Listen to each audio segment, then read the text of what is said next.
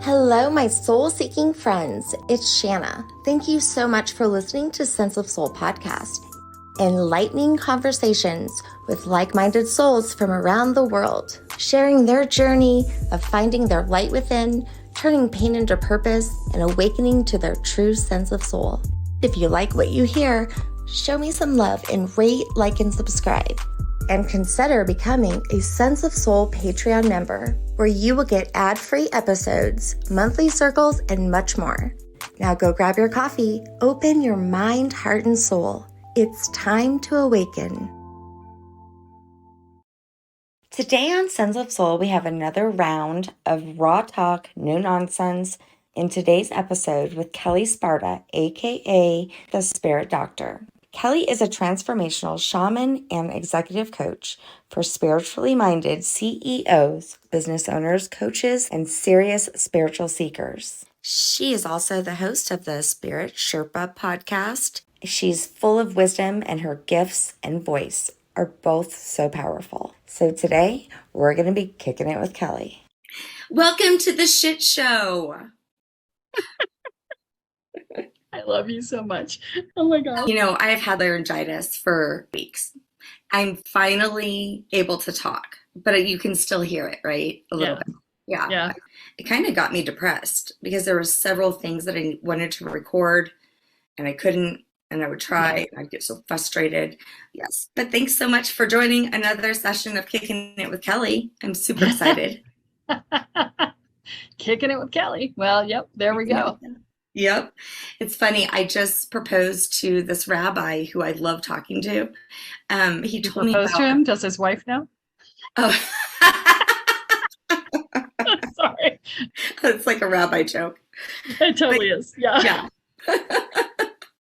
So he taught me a new term called drashing, which is when you're interpreting kind of like your own spin on stuff. Right? Where you're kind of seeing things from different perspectives. And this is what rabbis do, is they drash. Right.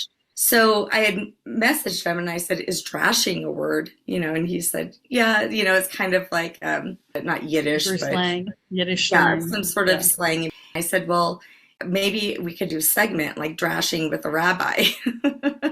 That'd be awesome, right? Yeah. I'd love that. That'd be fun.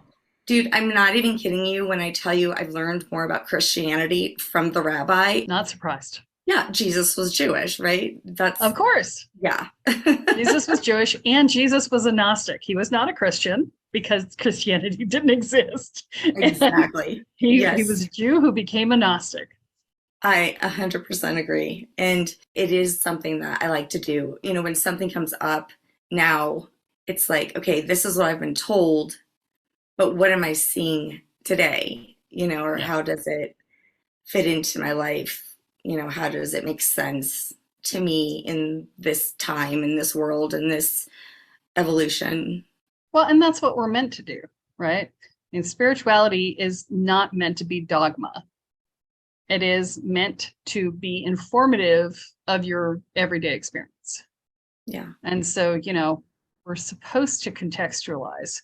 There's a reason we don't stone people for adultery anymore, and that we don't kill people for weaving two different threads together, and all the things that existed in the Old Testament that were like, anybody who's got a tattoo would have been in big trouble, right? Everything has to be contextualized for the modern day. This is the problem when things go from spiritual practice to religion, is that religion tends to institute dogma. Mm-hmm. Some of their text after the Torah, like the Talmud and some of the other texts, it's just drashing. This is what started the rabbis. Right. This is just them working it out and talking about it and writing it. And it's one of the things that I really respect about the Jewish faith is that it is based on questioning. Yeah. You are supposed to question everything, which I love because it means that everything gets contextualized. Everything gets relooked at in modern day form, and there is no sacred cow that you can't touch, right? I did find out in my DNA that I had like 11% Jewish, which is a lot to not know.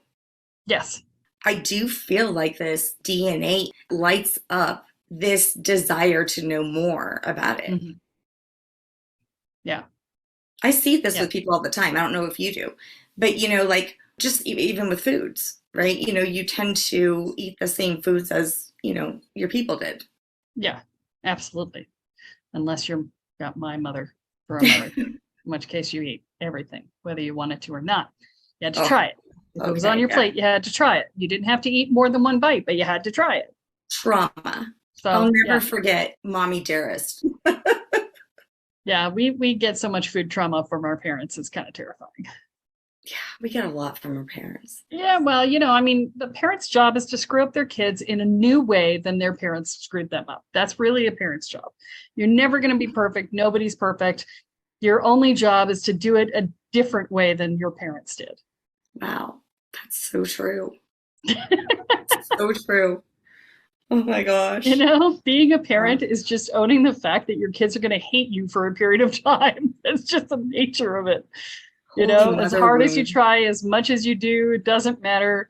Your kids will find a reason why you suck. And it's a thankless job. There's a reason I didn't have children. I swear to you, I've even had one of my children tell me I love them too much. I was like, yes, see? Great. Yep. Yeah. Which can happen.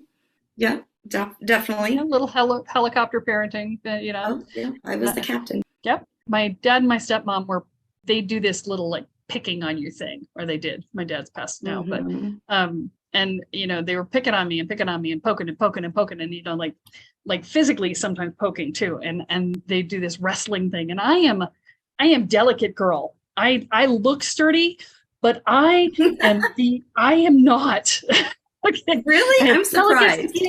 I have sensitive, I'm allergy sensitive. I'm just, I am not a sturdy person in terms of, I get hurt easily, right? I feel very strongly, and therefore I get hurt easily. Now, I've got endurance of, 10 bulls, but not so much for the pain threshold thing.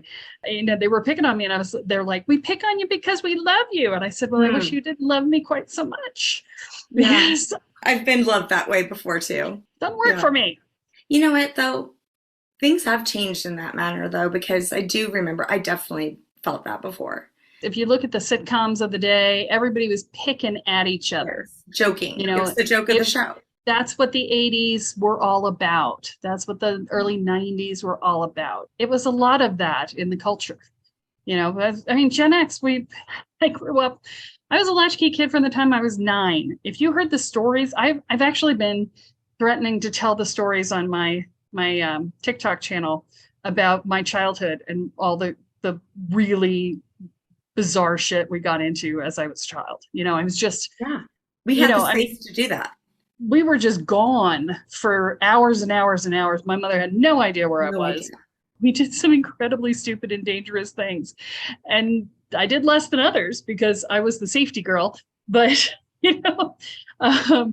nonetheless, incredibly stupid and dangerous things. So, it's a miracle any of us survived, right? I say that. Yet somehow we did. God, you're so right. Oh my God, you're so right.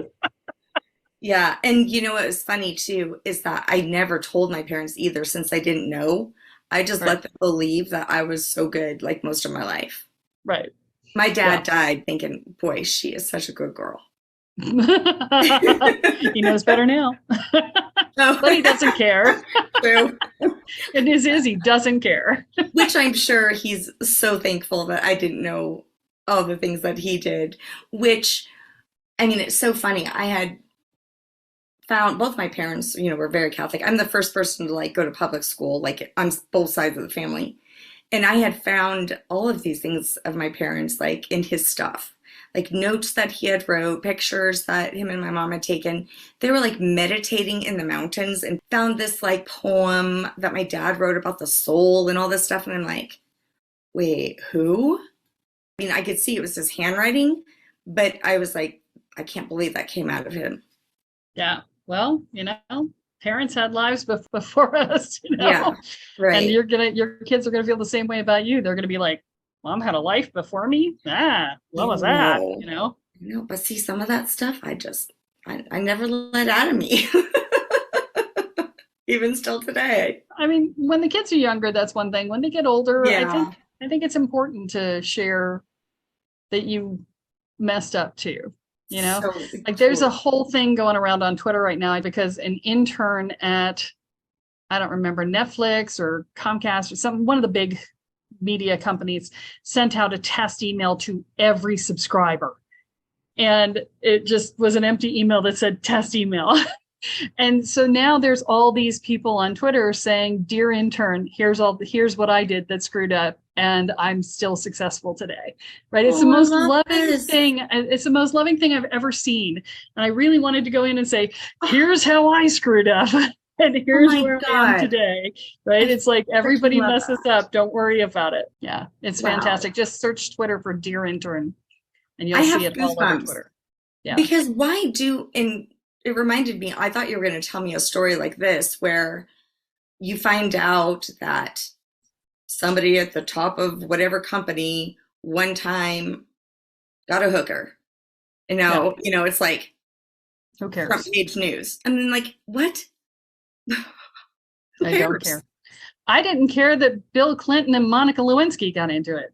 Wasn't my business. That's how Bill and Hillary's business, and I didn't care about that. And and they're like, "Oh, well, she stayed with him," and I'm like, "You don't know. They might have an open relationship, and they're not going to announce that. But that's not my place to say. If she wants to stay with him, that's her call. I don't have anything to say about it. Why would I have anything to say about it, right?" Exactly. This is the thing. That's part of politics, right? Is that they spin us up over ridiculous nonsense to distract from the bigger issues. It's all about the accomplishments of everyone. I think it makes you more human if you did make a mistake. Yes. I don't trust people who haven't made mistakes and haven't owned them. Right. I don't trust them because I disbelieve. I know they're lying because everyone makes mistakes. Exactly. Right? And so on my Facebook, I posted something. I got it from my cousin, and I'm going to read it. But it says, because this is the end of the school year and everything, right? It says, a big shout out to all the kids who didn't win an award, who didn't make the honor roll, and barely made it through the school year. A big hug to the moms, dads, grandparents, caregivers, step-parents, and foster parents that stuck by them as they maneuvered the school year. To the kids that didn't get invited to prom, who didn't get a scholarship to go to college, or perhaps have to go straight to work out of high school. You are still worthy of a pat on the back and a Facebook post with people talking about how amazing that you are. Some kids have to work twice as hard as other students just to get a C. Their achievements deserve recognition. Don't forget these kids. Kindness, creativity, and generosity, those attributes, sadly, don't get the accolades they deserve. Absolutely. Absolutely true. Yeah. Isn't that beautiful? It is. And I love seeing our culture evolve. Yes. And as much of a shit show as life has become in the last decade, it's also evolved dramatically. And if you doubt that, all you have to do is go back and look at the early 90s and late 80s shows and see how much of them are politically incorrect today. Yeah, there's not as much picking anymore, right? Well, there's not as much picking, but there's more than that, right? Like, I remember I went back to watch the beginning of Blue Bloods, and there was a moment in season 1 where, I think it was season 1, where one of the officers disrespected one of the detectives, and they didn't address it. And I was so angry, I almost didn't watch the show at all. Wow. And I was just done because it was so blatant and so not okay. And it was a female detective that he was just, he was patronizing, right? Mm. And they didn't address it. And I had to go back and realize that was 15 years ago. Yeah, wow. And it was a commentary on what was, not a statement of what should be, right? I had to contextualize it, right? Because that was 15 years ago. It's a very different world today, right? So fast. And it's so fast. right? So fast that, there was no public outcry around it. There was nothing. And today that would have been like, that's not okay, right? And, part of that's because we're traumatized and we're not putting up with crap that we used to put up with. Right. Part No of more that's chicken on me. the Me Too movement that came in the in-between, right? Part of it's just the evolution that's happening, right? Yeah. And so as much as we have to recognize that things are breaking down, they're breaking down because we're breaking down thought structures that have held them up, right? And so each time we pull a foundational post out from underneath a large conceptual foundation point of the patriarchy, right? We weaken the rest of it. And it makes the whole thing can't. And now it's easier to pull out one of the other posts and then easier to pull out another post until eventually the whole thing crumbles. But the crumbling is always ugly. Right. I mean, think about any building that's ever been demolished. It's ugly. It is catastrophic for the building, and it is ugly for a period of time afterwards as you clean up the mess before you start to reset a new foundation and build again, right? Wow. But that's what we're experiencing. That's what the US in particular is experiencing, is this fight to hold on to the status quo compared to the fight to tear down the status quo, sit in the rubble for a while, and then rebuild together. That's the battle that's happening right now, is the patriarchy is trying to hold on, and it's spouting all the patriarchy stuff, right? It's going back in time to the 50s, around women's rights and all of the things, right? Yes. We're going back to the 50s on that. And at the same time, we have the other side of the coin, which is you look 15 years ago and what is acceptable today was, is not what they were talking about then, right? So, that's a huge shift. And so we only see the loudest actors in the play. Right. Right. Yeah. We only see that. And the loudest actors they're acting. I mean, they really are. It's very interesting. I don't know if you follow Jeff Johnson on TikTok, but he's a freshman representative from North Carolina, I think, in the Senate, in the Congress. He's a freshman congressman. And he has been sort of giving the blow by blow in the back of, letting everybody know what's happening in Congress right now and, how he feels about it and what his take on it is and what he's in on and what he isn't in on and, all these other things. And one of the things he's saying is that, some of the people that you think are the stupidest when you look at the media are actually the smartest when he talks to them in person. And he's like, that's because it suits their narrative to look stupid because they get more press. Oh. Right? Yes. And so, you're like, okay. We're being gaslighted. We're being I mean, politics have always been a play. It's always been a morality play with different players saying, I hold the moral high ground. No, I hold the moral high ground. They're all playing on our upset and our fear and our love of judging others. Right? Yeah. That's what they play on. This is one of the other reasons why doing your spiritual work is so important. When you do your own work, you don't fall in love with judging other people because you recognize that it just means that you feel like you're judging yourself. And you don't love the fear anymore. You're not engaged in it on a daily basis, so it doesn't resonate with you anymore. You look at that and go, ew, that feels icky, right? Yes.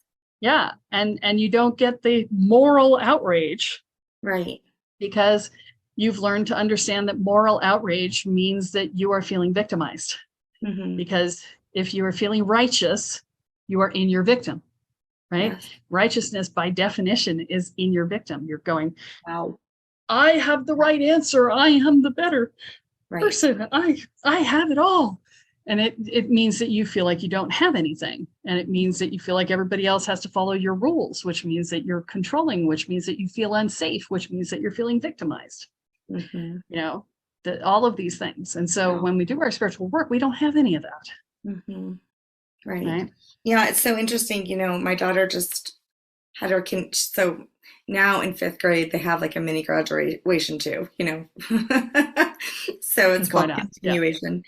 And she is going on to middle school. And I actually was sitting there in the crowd, in the seat, thinking to myself, well, I wonder how hard it'll be with middle school. I mean, elementary, let me bend the rules for Kinsley. Because, when they said, oh, she hasn't turned any homework, I'm like, yeah, I don't believe in homework. And they're like, They're not going to let you get away with that in middle school. They're looking at me like, and I was like, yeah, I just don't. That's my time. What, she could do the work here. Right. And the guy was like, okay. So I think it's Finland. It's one of that area. They went from having the worst school results, right, in the world to having the best, or not the worst, but they were really bad. And one of the things they did was they got rid of homework. Yeah. They reprioritized. They took out standardized testing. They took out homework. My kid and doesn't they do any of that. reprioritized kids having time to be kids. Yes. I mean, how many kids have killed themselves over a stupid math test or trying to keep up, This, when Kinsley gets home, and all my kids were like this, they just want to come down. Right. You know what I mean? They want to be left alone. I can't even talk to them. I say, how was your day? They're like, I'm okay. Yeah. So, yeah, for their mental health, I don't think it's good. Yeah. Well, and Finland agrees. Yeah, and good for Finland. Because their kids are in better positions. They have one of the lowest suicide rates, and which, given how dark it is all the time, is pretty impressive for the sad thing, seasonal affective disorder. And so it's just. But the problem is, and here's what I'm going to say, is that I don't see that we will get rid of standardized testing anytime soon. And the reason for that is that, it's not just the money. It's the system wants us to grow up to learn to not have any free time. They want us to grow up to learn to leave it all on the field, the whole 9 yards, because that's the workers that they want. Yeah, true. Right? The school system is designed to create the workers that they want. And if you doubt that, go back and look at when the school system was set up and what it was structured to be and who it was structured by. And it was some of the barons of industry, right? You're right. So, they're turning out workers for the cultural belief structure of, more work, better. Yeah. Right.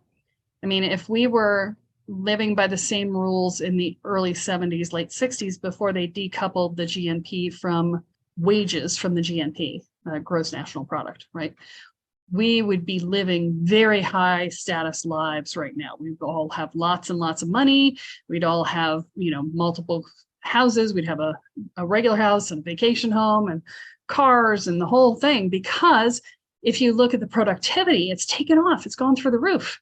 Because of computers, because of, all of the ways in which we have evolved through technology. But the workers have seen none of those benefits. Wow. And so, this is... Right. Where is it? And this is part of it, right? So, and I'm not trying to get political. I'm just from a social perspective. When we look at what I try to do, what I work with people on is personal empowerment. Right. And so when you look at the system and you look at the history of the system, you can see that the system is broken. You can historically, cultures who have deleted their middle class have died shortly thereafter. That is the nature of, if you look at economics history, if the middle class goes, you're doomed. Right. Eventually there will be revolution and the government will fall and the whole 9 yards. So, when you look at it, you see the system's broken. Okay. I don't think anybody anywhere would tell you the system isn't broken. They'll all tell you different reasons why the system is broken, depending upon which political structure they're following. But everybody agrees pretty much that the system's broken. So if you know that the system is broken, why choose to operate within it? Right? This is why I tell people, start your own business. Do your own thing. Don't be subject to somebody else. The only reason to be subject to somebody else is if you absolutely know that you don't have it in you to start a business. Wow. And even then, if you know you don't have it in you to start a business, but you know that you're a good doer, for other people's direction, partner with someone who is a good director. That's a good idea. Start your own business. Yes. Right.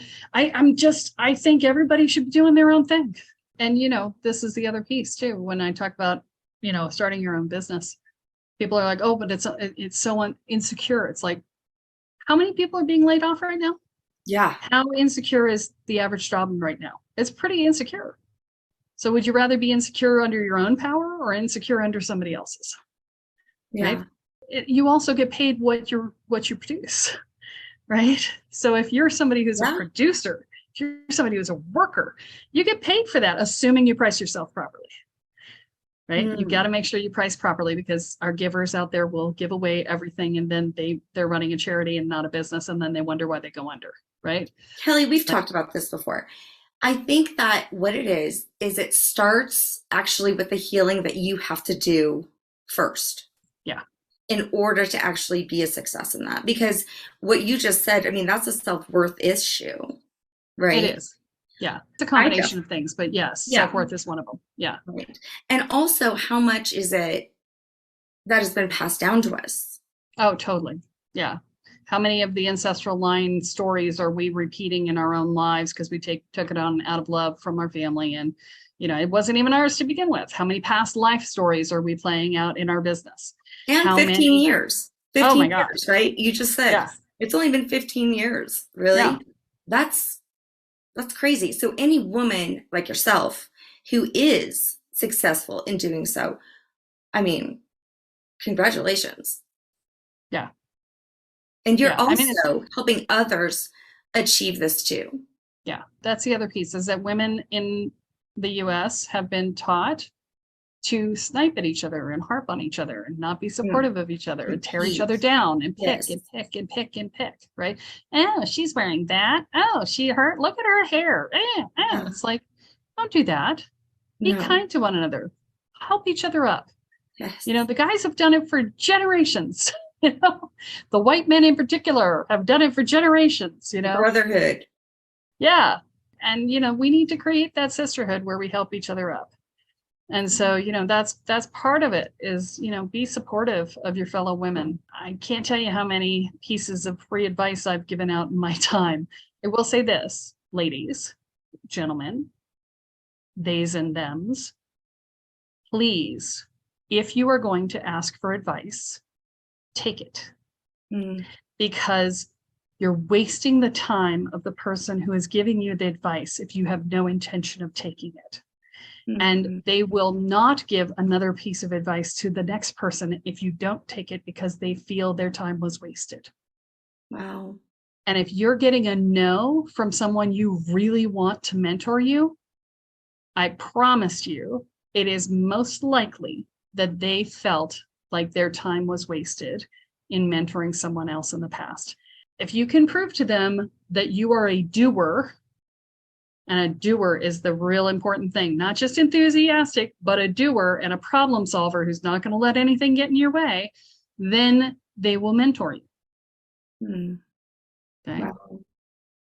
So, assuming they have time, assuming they're not mentoring other people, whatever else, but there are no hard and fast rules. But if they don't have a current person they're mentoring and they've said no and given you no reason why, that's likely the reason.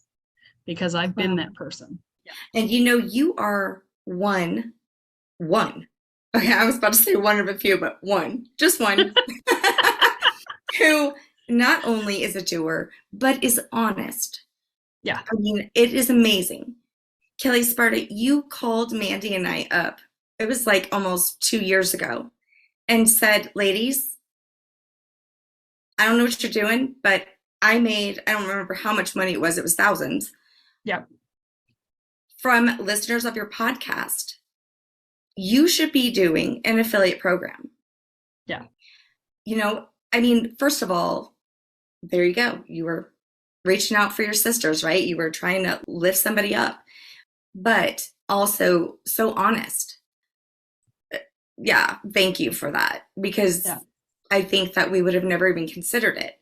And it did take a minute to get into it. But now, like today, I'm very choosy, actually, even who I pick, because I want to make sure that the ones that I pick, I really align with their programs like yours.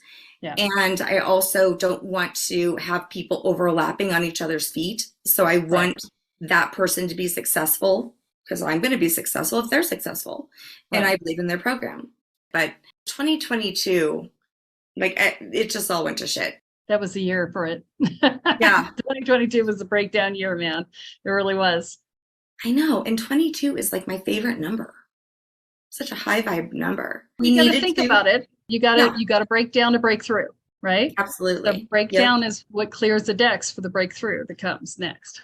I do remember like when Mandy decided not to come back and podcast, I had those voices that said, oh, you can't do this by yourself. There's no way. So you just better, go back to work, call it a day, have a final episode, because you cannot do this. And I got so sick, Kelly. I was like flu symptoms overnight in my bed, crying, sick, more sick than I ever been. And then I decided, I think I woke up the next morning and was like, no, this cannot be the same day. I cannot be sick like this. So I went into like a meditation, just kind of like just focusing on my body, feeling the sickness. And all of a sudden I started cutting cords in my mind. Yeah. And just like cutting them and cutting them. And it was like I had never been sick the day before. And I had this attitude of not only can you do it, you already do it. And you're going to be great. You're going to be fine. It was just a huge moment in my life. Yeah. Yeah. Well, and this is the thing, right? We get into these places where, and I think we've all been at some point in our lives, right? You start off in fantasy land. You start off wishing you could be somewhere else and someone else. And I think, I'm going to make this association and some people may get upset about it, but it's okay. I'll put it together. Just listen all the way through. She's wrong. There's a statistic that says that the average battered woman takes 7 times for her to actually leave and stay gone from the partner who's doing the abusing. 7 times, right? And it's like they're practicing being able to be on their own. Each time they learn a little bit more about how to do it before they go back. And it's like, I think I can be this person. I think I can. I think I can. I think I can. I think I can. And I feel like for those of us, when we're early on in our spiritual practice, and we're still being really self-abusive, right? Because we are self-abusive at that stage. We're learning how to leave our abuser selves, our inner abuser that says, I can't do it. Says, you're never going to make it. You're going to fail. I don't believe in you, right? That's our inner abuser. And I think we go through that fantasy stage of wishing it could be different. And eventually we start talking out loud about it and wishing it could be different. Yeah. And then we start to maybe try it and see if it could be different. And then we fall back and go, oh, that worked. Oh, crap. What do I don't know whether I can do this if it works, because I don't really believe it can work. I'm just testing it and run back. Right. And then try again a little bit later. And it's that back and forth and back and forth and back and forth until you start to believe that you might actually be worth investing your time and energy into. That's the thing. And I've heard this recently. It's like you may try and maybe it takes you an hour to get it done. Well, maybe next time you try and it only takes you a half an hour to figure, out this. And then it gets shorter and shorter every time. And I think that's what happens. Like you keep on trying. And it does you have to be like resilient and persistent. Yeah. And, everybody tries and fails. If I told you how many different versions of my business I've been through in the last 19 years, right. I swear to God, any sane person would have quit. I swear to God, I'm just not sane. Yeah. Right. I tried to quit multiple times. I really did. I tried. I buffed up my resume and I would go out to Monster. And sometimes I'd actually get the resume onto Monster before I felt like I was dying inside and had to take it down. But yeah, I mean, that was me. I mean, I over and over and over again, I failed and I failed and I failed. And I knew how to run a business. I had been successful in selling real estate. I had been successful in selling real estate products briefly until the market crashed. You want to talk about demoralizing? I finally got up to that 6 figures and kaboom, the entire market went to hell in a handbasket, right? Man, they say college is hard.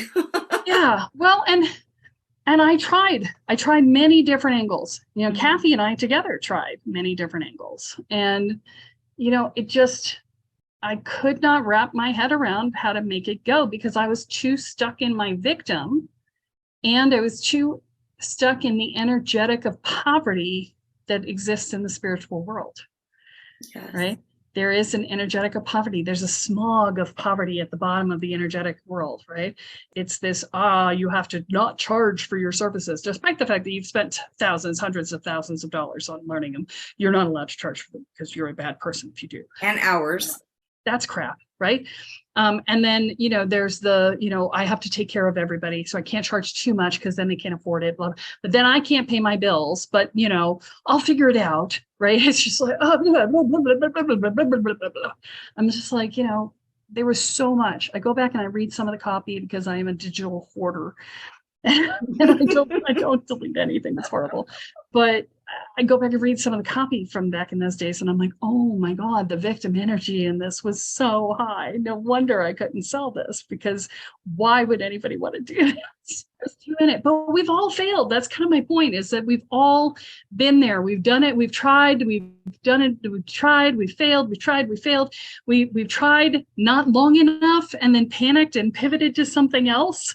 You know, It's like you give something 2 weeks to sell and then you give up. You know, I can't tell you how many times I did that. Right? Right. If you're not going to leverage somebody else's knowledge, if you're going to figure it all out on your own, and not to say that I didn't buy coaching, because I did, I bought a ton of coaching, but I've easily spent like 75 grand on coaching, maybe more. I mean, I have been so blessed in this podcast because I get to interview amazing people like you. I'm like a student every single week, and I'd be stupid to just interview them and then not take their advice and read their books and, you know, be a part of their groups and do the work, which, I mean, I can honestly say that is probably Sense of Soul's success. Yeah. Well, and this is the thing, is that you have to be open to receive. That's the other piece. That too. You know, you're not going to make any money if you're not open to receive. And that means open to receive in a wide variety of ways. But most significantly is love, because people in the spiritual world will conflate money and love all the time. They will just shove those two things together and say, if you love me, you'll pay me, right? Or here, give me some validation and you can pay me less, right? That's another thing I see happen a lot, because validation and love are also smushed together. So it's a complicated industry to be successful in, because your success is dependent upon your spiritual progress. Wow. So true. Yeah. And I mean, this is true still, even for people who don't have spiritually based businesses, but who themselves are spiritually based, right? Because if you're an empath and you're running any kind of business, I promise you that business is occupying your energetic field. And therefore, when you don't feel like having business, when you're tired and you're burned out, whatever, your sales calls disappear. And so when you feel rejuvenated, your sales calls come back. Oh, that totally happened. When the vibe was low, we were getting all of these cancellations. Yeah. Like no shows. And then all of a sudden, you know, it's like if the vibe goes back up, you don't have that. The world is reflecting it, your energy back to you. Yeah. So you were talking about 2022 being the breakdown year, right? So in the first quarter of 2022, I wrote my book, and I started this coaching program And it was about, write your book and then use your book as a marketing tool. And, you should be able to pay for your marketing by the sales of the book and whatever upsells you do on the back end and whatever, right? Okay. And I did the launch, couldn't make the ads pay for themselves. I was trying to I wrote the book in 2.5 weeks. Whoa. Yeah. I edited it over the next 2.5 weeks. And I wrote all the copy because my copywriter quit in the middle. Oh, God. And so by the end of the 3.5 month process, I was so burned out. I was literally like, I can't even look at my business right now. And it didn't work, right? It did not work. And so I was also getting ready to move to Panama. Yeah. And so I just stopped worrying about it. I was just like, never mind. I will just stick with what I've got for now. I'm going to make the move and we'll get there. And so, of course, we sold everything we owned and packed everything up and drove to Florida and put the dog on a plane, got here, got COVID, Oh, Lord. Wow. had to find a whole new place to live, a whole new situation, learn the new culture, the new language, the new everything. And so by the end of the year, I was like, I was barely able to turn around and start paying attention to trying to grow my business again. Whereas at the beginning of 2022, I was like, okay, I'm going to 5x my business this year. By the end of 2022, I was like, I'm going to hope that I can squeak by, right? And in the meantime, all these clients of mine who had been my clients for years, like one of them was 8 years she'd been working with me, all said, oh my God, I feel complete. I feel so good. Thank you. I'm done. And so I'm watching my client list slowly like disappear because all these people are completing. Yeah. And I'm going, right? So I'm in this foreign country, right? And what it was the universe was like, okay, so you're up leveling. Great. Because the whole time I had been holding this vision of 5Xing my business. I had been doing strategic thinking. I'd been stepping into my CEO self. I had been really shifting the way that I was being in my business. I changed all the structures within the business so that I could have people come in and work as a team underneath me. And I'd done all the things to prepare my business to be $1 million business, right? And so the universe was like, okay, here you go. And it took my business and refocused it. And it's like, okay, so you're now working with business owners instead of with spiritual seekers directly. And you're now training people to do your spiritual seeker programs, and you're certifying them in your spiritual seeker programs, and you're going to coach them. You're going to do that work.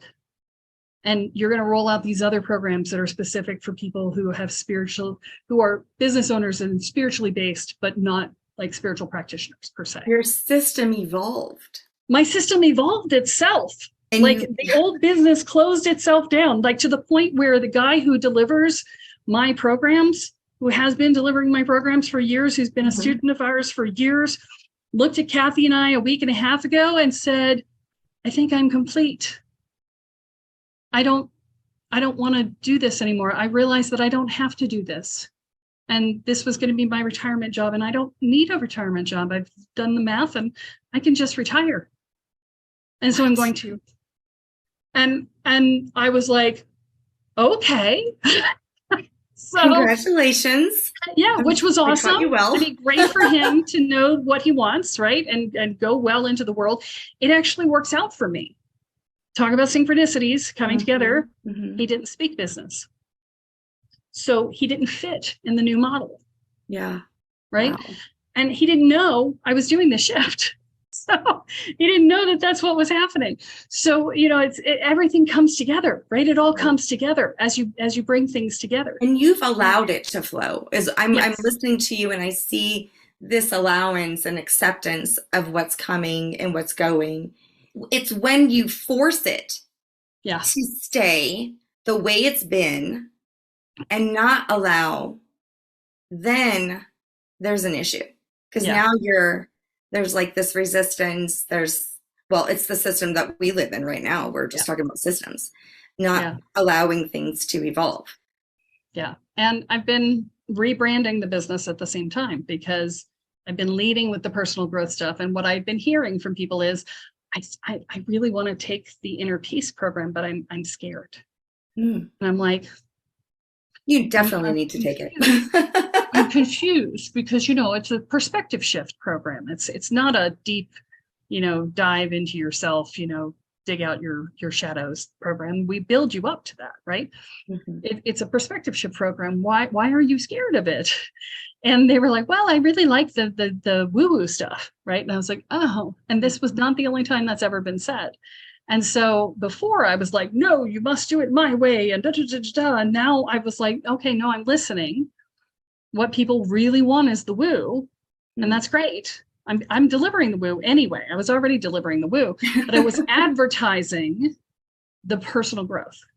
And I was delivering the personal growth with the woo because that's the most effective way to do the personal growth work. And I'm just reversing how I'm talking about it now. Same program.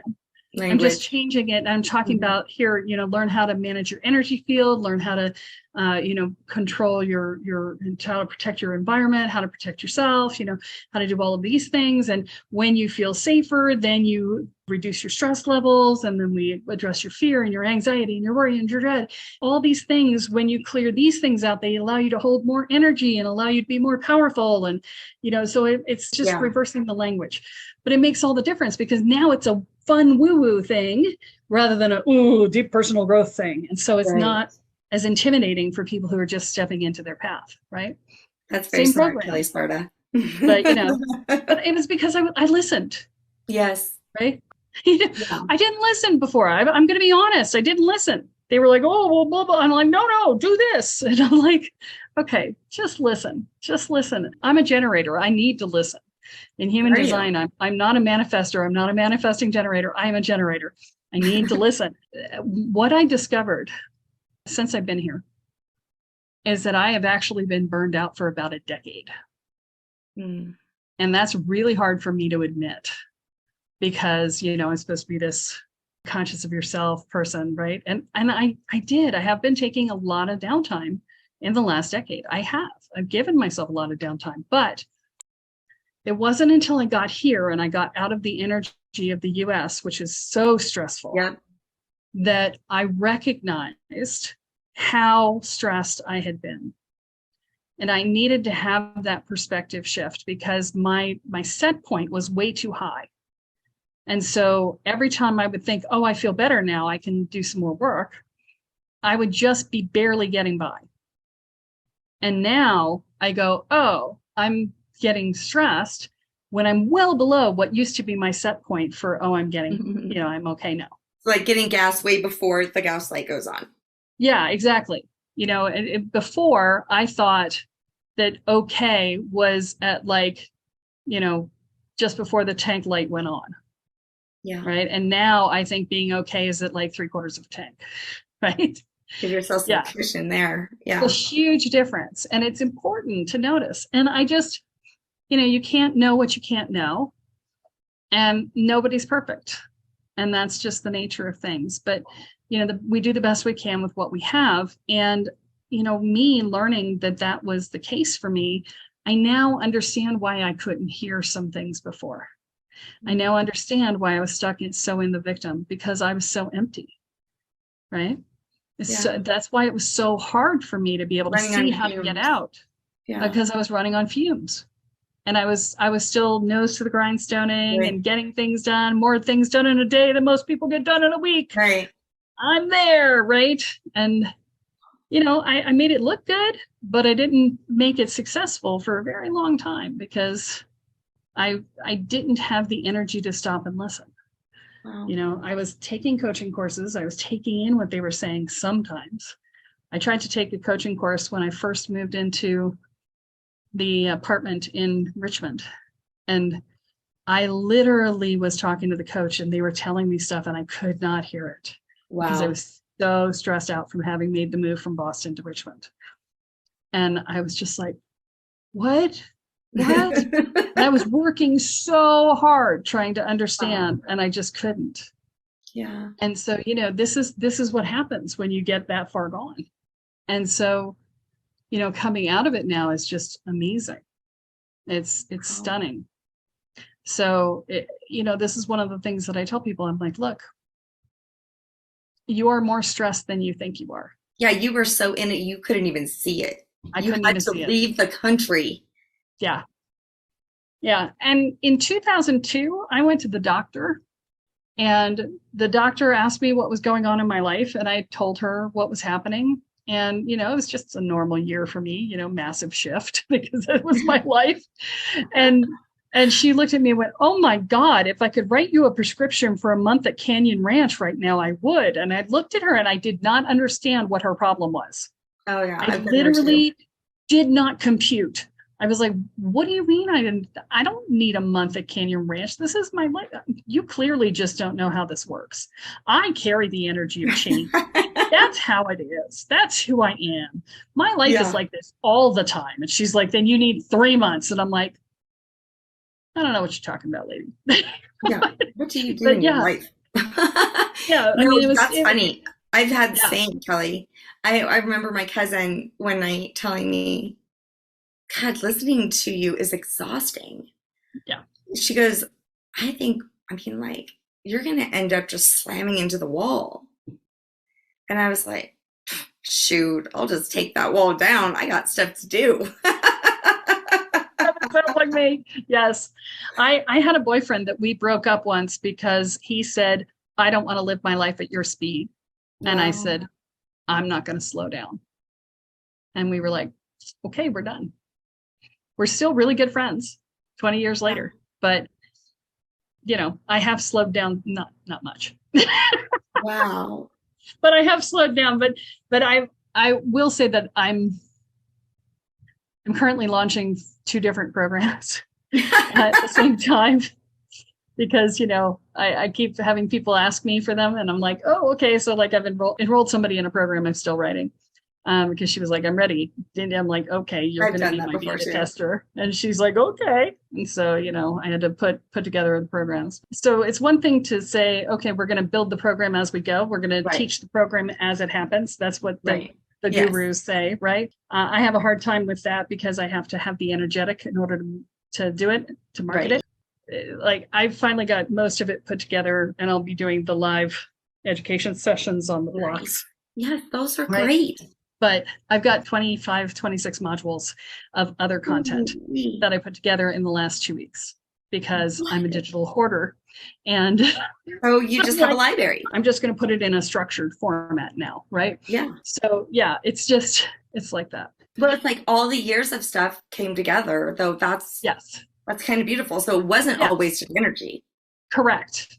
And that's why I'm a digital hoarder, is because I'm like, I'm not using this right now, but I know I'll come back to it. Right. And, I just update it to whatever it needs to be in that moment. And then it's there and ready to go. It had a reason. Yes. And here's the thing.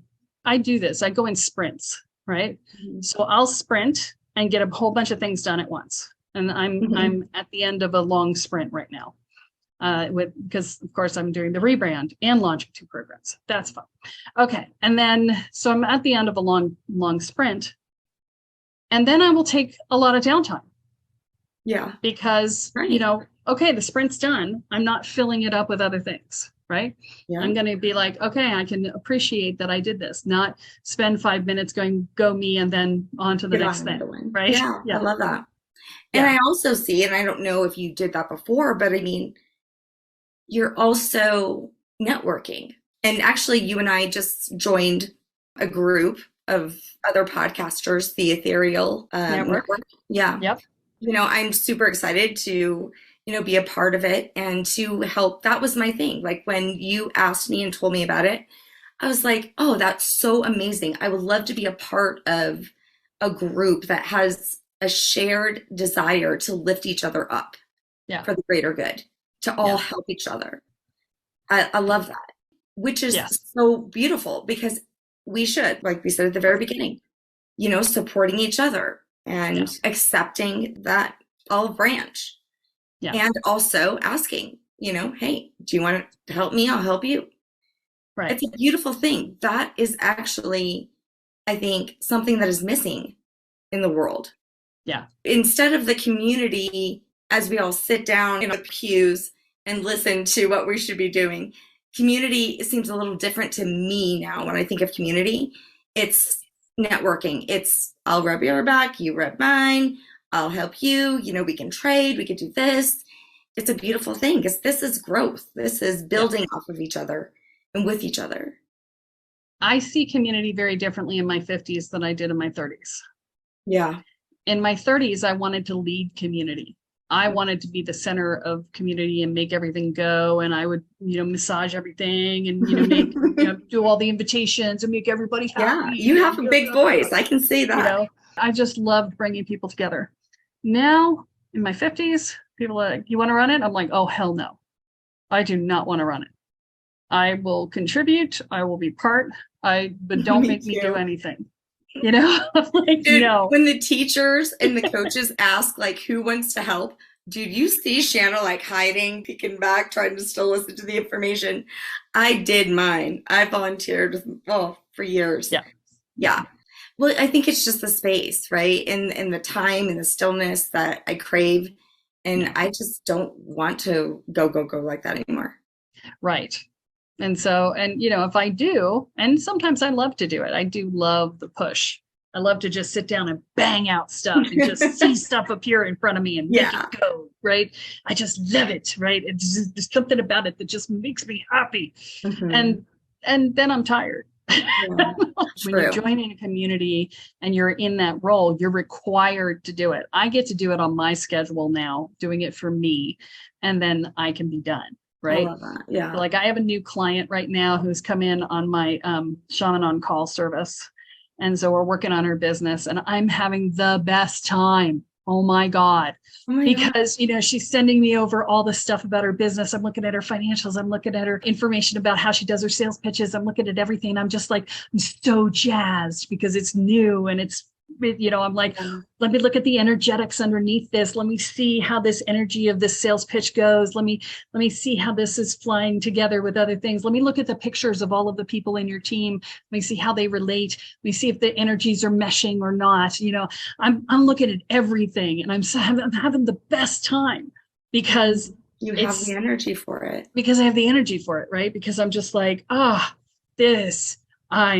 I can see things, right? It was just like, and I don't have to do any of the work, right? I can just see what needs to be done and deliver that information, and then her team can go and do the work, right? So gosh, I get to have that visionary combined with my engineer brain that says, these energies go together like this, and those go like that, and here's the practical back end of it, and here's the structure of what you have to put together from a business end. And here we'll take all that and say, do X, Y, and Z. Boom, done. Wow. So I can tell just by watching you talk about this, how passionate you are and how proud of yourself that you can, have come this far with that. Because the thing is when you were spreading yourself too thin, I'm sure you didn't have the energy to get all of that. Right. Yes, exactly. Yeah. Wow. So you're more productive, really, truly. Absolutely. More successful. Yeah, I have been so productive in the last few weeks. Oh my gosh. I'm moving multiple projects forward at the same time. And I'm just like, do I have energy for this today? No, I'll go do this one. Okay. I love it. Do I have energy for this today? Nope. I'm going to go watch Netflix. So here's one thing I struggle with. It doesn't have to do with anybody else, just my own damn self. And I never really thought myself of this, but I know now through a lot of reflection of my child mirroring me. And also I guess I'm just having to accept and admit this about myself. I have an issue with perfectionism. So perfectionism is about an externalized sense of value. So what that means is that you look to others to provide you with your sense of your self-worth. Mm. And so you have to be perfect so that no one can find fault. And, So, and part of me wants to say, no, not me. That's not me, but, I'm at the place where this is something new that's coming up for me. I noticed it truly through my child. Mm-hmm. She's like that. And I've questioned, why is she like that? Why? Because she tells me all the time, Mom, it doesn't have to be perfect. Right. I mean, it'll be, and you know what? Here's the thing. Nobody else will even see the things that I'm trying to fix. Right. Ever. Right. What am I doing? It's like You're sabotaging. So there's two places where this comes up, right? One is the externalized sense of value, and the other one is a resistance to doing what you know you need to do. Mm. And so you use it as an excuse to not move forward. Oh, that's it. Sabotage. Yep, yeah. That's it. 100%. Yeah. Yeah, so, and it's almost like scrolling. You know how some people scroll and like shop and put like a million things in my cart? I do that too. Yeah. It's very similar to that. Yeah. Like that explains why I had the experience I did today. So this is a funny thing that happens to shamans, is that when we're going to be in with a client or somebody like you, where we're going to be on a long call with them, then we will automatically get some of the stuff that is going to come up on the call. Yes. And so like earlier today, I had a lot of work to do, and I redid the images for 4 of my modules and uploaded each one of them 4 times. Don't send it to me. And I was just like, why am I doing this? Why? I don't care about this, but I was obsessed. Yeah. I had to do it. And I'm like, why? I have so much to do. And I'm like, but I don't want to do it. And I'm like, okay, I didn't recognize. Now I know why it was happening, because that's not normally my resistance. So, but I was like, I was tapping into you already, because I just sent you the email that we had talked about earlier with the certification program that you would. Yeah. You definitely were. In fact, there's been a few things, Kelly, you've said over the past hour that I'm like, damn, she's psychic. My goodness. Well, yeah. Hello. Yeah. Which helps in business. It does. It totally does. and in being a mother as well, I have to say that much, and a partner, I guess, in all areas. All things, yes. But do you also feel that, I mean, because I started to notice this, I started to realize this was happening as a massage therapist, but then looking back, it's always happened with friends or your clients. They show up and you're like, God, this person is just like me. Yeah. Well, my target market is me, 5-10 years ago, right? And that's who everybody's target market should be, is them 5 or 10 years ago, because those are the people you can speak to. My shaman told me a story, and I think I may have told it on the podcast before, but it was a long time ago. But the story is that an apprentice shaman is getting ready to go out for his final vision quest before becoming a shaman. And so he gives away everything he owns, and he sets out into the desert to find his place of power. And as he's walking along, he is talking to his spirit guides and the good spirits. And he's saying, you've got my back, right? You're going to take care of me, right? And they're like, yeah, we've got you. We're going to take care of you. And he goes out and he finds his place of power, and he sits down, and he's scared, but he knows that they're going to take care of him. And night comes, and he is set upon by all these evil spirits. And they rip him limb from limb and tear his flesh from his bones and scatter his bones to the wind. And in the morning, the good spirits come and they collect his bones and they put him back together, and they knit his flesh back onto his bones and his skin back onto his flesh. And he looks at them betrayed, and he says, where were you? You were supposed to protect me. And they said, no, you don't understand. You should be grateful that so many evil spirits set upon you this evening, because only those spirits that set upon you, those are the only ones you will ever have power over. The ones that left their marks in your bones. And this is why our clients are us 5 or 10 years ago, because we have the marks in our bones that allow us to work with them. I love that. Wow, Kelly, yeah. I don't recall you telling that story. Maybe I didn't, but yeah. It's a good one. That's a good story, right? Yeah, I thought you were going to joke at first, like the spirit guide and the rabbi, I'm sure there's one. I really wanted to tell. I wanted to share a rabbi joke, but I'm not very good at jokes with a rabbi. I wanted to. My dad used to always tell funny rabbi jokes. And stories. I love stories, so I appreciate that one. Thank you for sharing that one. Yeah. And, of course, like energy attracts like energy too. When you're all of a sudden in a funk and you're receiving a bunch of funk.